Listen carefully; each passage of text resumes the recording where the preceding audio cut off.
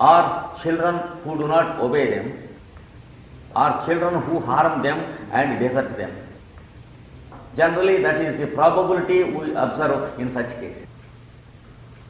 No contradiction at all between what I teach and what all the tantras and the agamas and the yoga teaches. But what I am teaching is the first steps to enter into the higher lokas.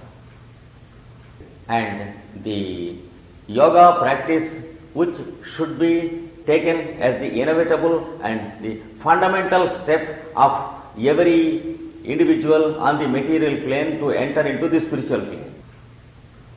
This is the minimum that one should practice before one can understand the lokas and the chakras and the tantras. And if you follow the lessons for about 1 year, I can make you understand all these things and experience all these things. We cannot explain any subject in 1 hour or 1 day. We can show you only the path, how to follow it without any risk and any danger. What I have spoken yesterday and today till now is how to make an entrance into the higher lokas. And after, when the I am in the heart is reached, to such a person, it is not the brain cells that exist in the head, but it is the creator consciousness that exists in the head for him. All the lokas exist in the same place, in the same body, but each loka exists in a subtler plane which is different from what we see. For example, suppose there is a dancer dancing on the stage and we are observing from a distance in the auditorium. The person who is nearer can see her from a nearer distance than the others. Whereas an insect who is going very near her, it cannot see her dancing. To the insect, she is not a dancer. Whereas there is a little animal in her hair, suppose, to that animal also the dancer exists. But she is not a dancer, but she is only a road to walk. So, where we have a dancer, the little insect has a road to walk. So, the insect lives in its own loka or plane of existence because it is crawling on her hair to have its own food. Whereas to the human beings observing, it is a dance. So, on the same lady, dance exists to one living being and food exists to another living being. So, lokas exist in a similar way in the same body in us. But from the physical plane, we should make an entrance and we should find the first gate to enter into the other lokas. That entrance is God consciousness. And when once we enter into the God awareness through the heart, then all the levels of consciousness that exist in the vertebral column, they will be gradually understood as the many lokas or levels of consciousness. To such a fellow, the creator consciousness exists in his head. The bliss consciousness exists in his heart. In other words, Brahmaloka exists in his head and Vishnu Loka exists in his heart.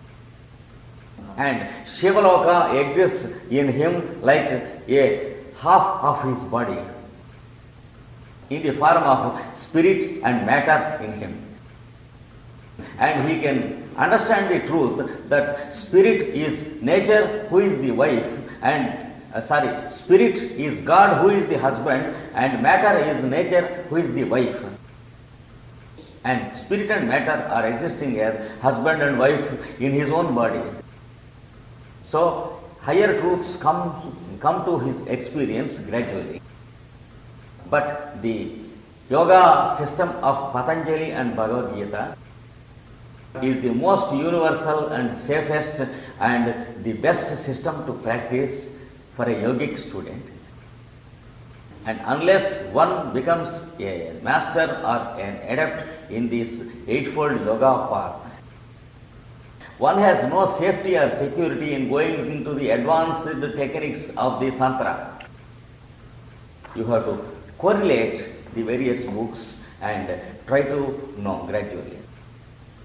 The subject is very vast, and our position in the subject is like an ant crawling upon the body of a man. Unless the ant is placed at a distance, it cannot have an idea of the whole shape of a man. Constant study and gradual correlation will give us truth. If we have about at least 1 or 2 months time, I can give you the correlation. We feel too much when we see that one animal kills another. It is only our nervousness, because it is the law of nature that is taking place. And it is only the human being who is expected to be careful about karma, not the animals. And as far as we are concerned, we have 2 stages in meeting our karma. One is fearing to do something at every moment, and the other is fearless as the great saints and the Mahatmas. I will give you an example which makes you understand the difference and what to do. Suppose there is a person who has recently learnt car driving. When he is driving the car, he is always dreaded of something on the way, and he is oversensitive of every vehicle coming on the way and every person going in the street. That does not mean he is driving better. But a person who is driving for the last 40 years in a busiest city, he is not only not afraid of driving, he will be talking to you while he is driving. The fact is, he is not driving. His mind and hands and feet are driving, and he is not driving at all. It is constant practice that makes him not to drive. Driving is going on, but he is not driving. In the first case, he is driving with his hands, with his feet, with his eyes and with his mind. So, one man is not driving, but driving is going on. Another person is driving with all his body, and driving is not going on properly. Same thing with karma also. And when we constantly practice compassion and God awareness, and when our motives are filtered away from our nature, automatically we live beyond karma, and the details of what we do will take care of themselves. You need not take care of them. Then you will live a fearless life about karma, because you have no motives in you, and no karma comes to you, and there are no consequences. With such an attitude, even a fellow fighting in war cannot get any karma or consequences, because he is appointed by the ruler to fight, and he is not fighting. Similarly, every profession. There is a little story in the scripture Mahabharata. A Brahmin wanted to become a great yogi and get many powers. And daily he was sitting under a tree and doing meditation. And one day there was a very old bird sitting on the tree above his head, and it was dying. And before it died, it dropped its excrete and it fell on the head of this fellow. And then this fellow got angry and looked at it. And then the bird fell down and died. Immediately the fellow decided that he got some powers. He believed that whenever he was angry with anyone, the fellow will fall and die. And he went into the town begging at the houses of householders. And he went to the first house and begged and stood there.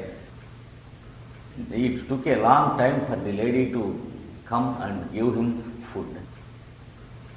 He had to wait for a long time.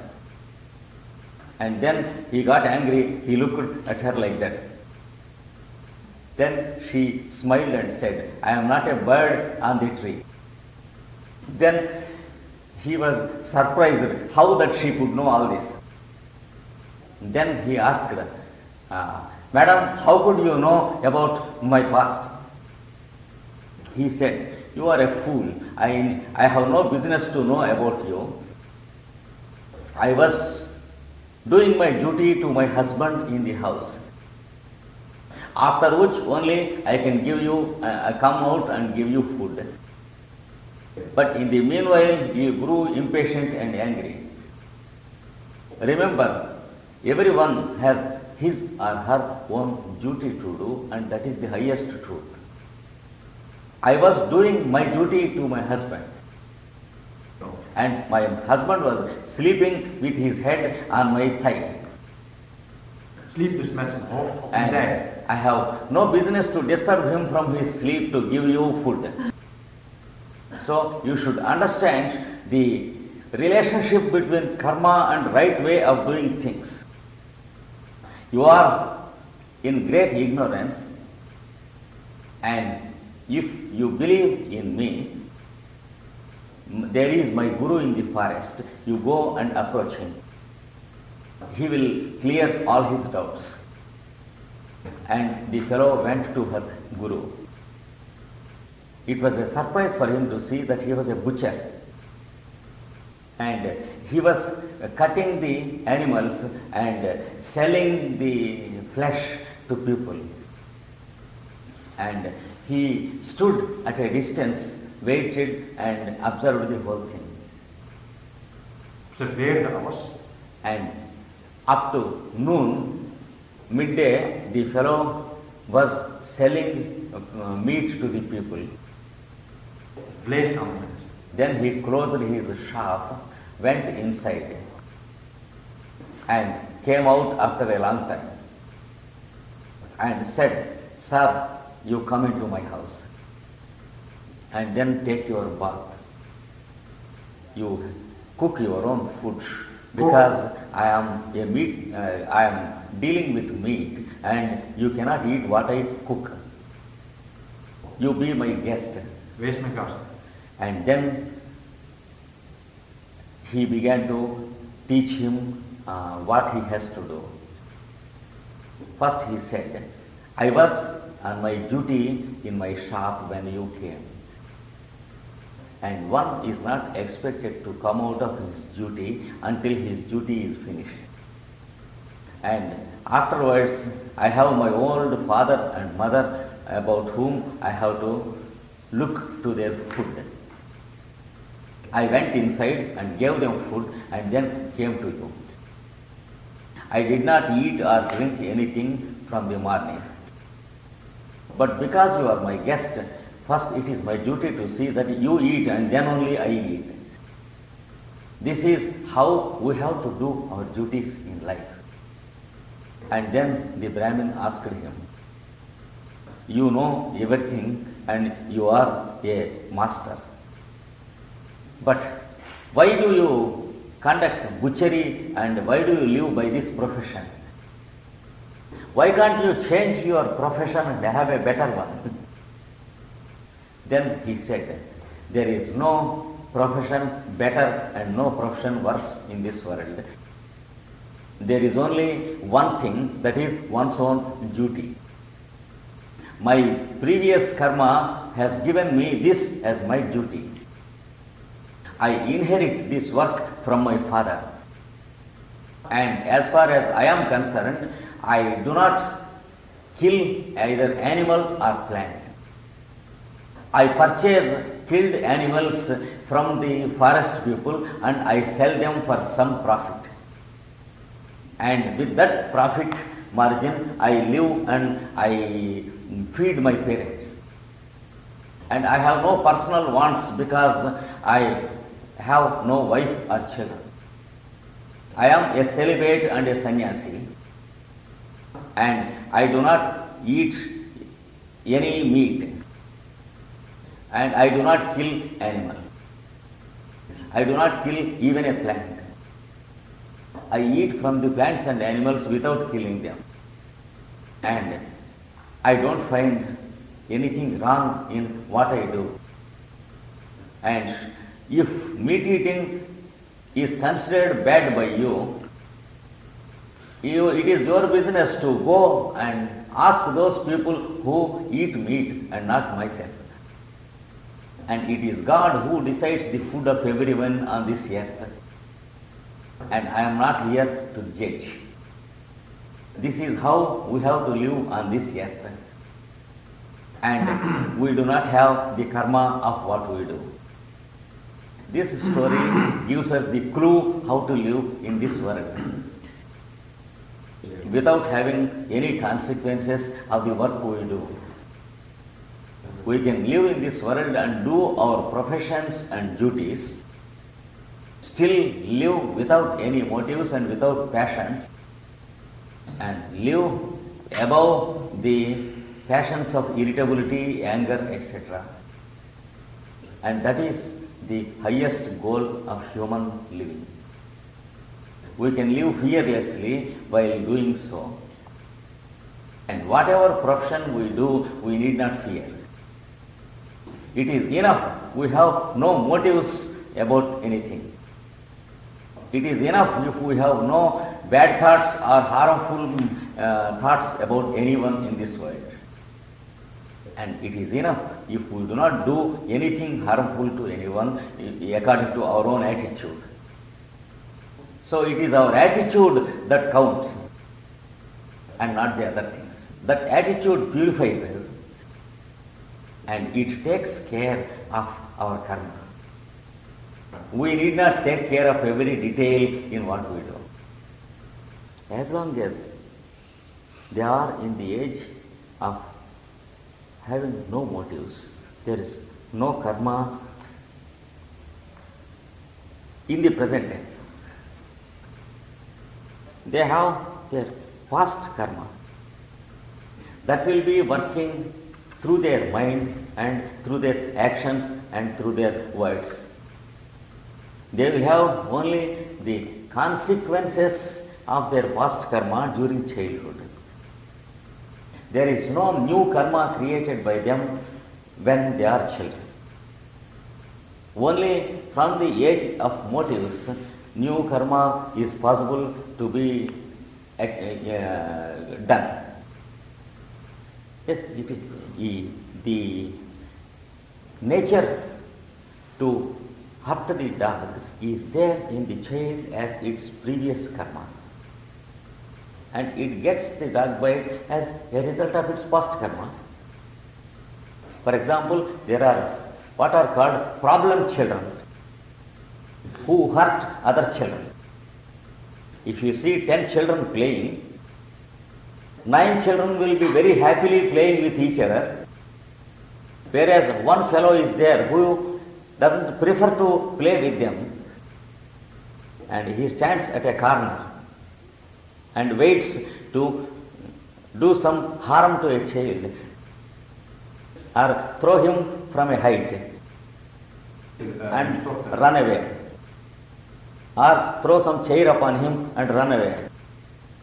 Like this we have what are called problem children. That is, they have horrible karma in the past birth. So they are born with the consequences of their previous birth. So they always go on creating dangers to others and themselves.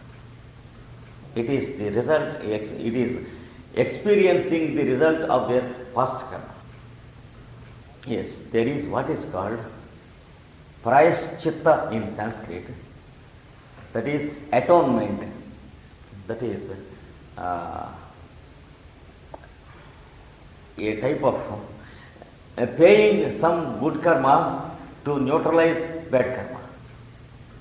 That is, the parent or both the parents, they have to pay a lot of good karma for the child in the shape of approaching holy people, in the shape of doctors or healers, and then they have to go and show their utter obedience to the healer and the doctor, who is also at the same time a spiritualist and a holy man, who has no motives in his healing or in his treatment. And while approaching such holy people, the karma of the child can be neutralized. And as the proper time approaches, when the minds of the parents and the healer and the child come to a focus, God's will descends into the mind of the doctor or the healer in the form of sudden name of a medicine or a method to follow, and it works miracles. And if the doctor thinks that it is done by him, it never works out even with the same medicine. If he understands that it is not by him but it is through him, then it works. And the parents should have the great obedience and great humility towards noble people until it is solved. In that form, they have to pay good karma lavishly. At the same time, they are purifying their own bad karma in the past. Because it is only due to their bad karma that such a child came to existence as a child to them. And by their good attitude, it will be speedily purified. And by the obedience they practice, they grow into spiritual heights quickly, and they have a speedy development into the spiritual life. So at the same time, it works as a healing to the child. It works to neutralize their own karma, and it works as a spiritual practice to them also. That is how these things should be tackled. The truth is that when our attitude is completely agreeable, automatically we will come into touch with such a person, irresponsible it is west or east. Excuse me if I give you an example. People who help us, they directly come to us when we begin to do good karma. They are helpless because they have to come to you when you do good karma. And last year, how is it? I came to your house when you are suffering.